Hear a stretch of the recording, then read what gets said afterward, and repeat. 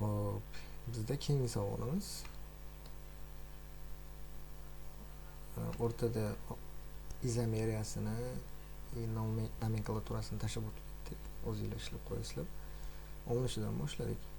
Birinchi savol: 36 gram alyuminiy karbid gidrolizdan qancha mol metan olish mumkin? Xo'p, metanit atsetilenitlarni hosil bo'lish reaksiyasini yodlaganmiz biz. Alyuminiy karbidni kislotali va suvli gidroliz bor. Kislotali emas, bizda hozir suvli gidroliz haqida gap ketyapti. Alyuminiy karbidimiz gidrolizga uchraganda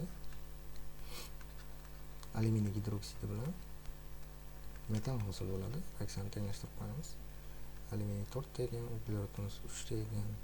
Bu yoqda vodorodimiz 24 ta bo'lib ketdi. O'shaning uchun savolga 12 ga aylantirib qo'yamiz. 36 gram alyuminiy karbid gidrolizdan qancha mol metan olish mumkin? Alyuminiy karbidni massasini hal qilib qo'yamiz. 144 gram ekan. Mol esa 3000. Proporsiyani ishlab qo'yamiz. Chiqadi bizda 0,75 mol metan. Javobimiz C.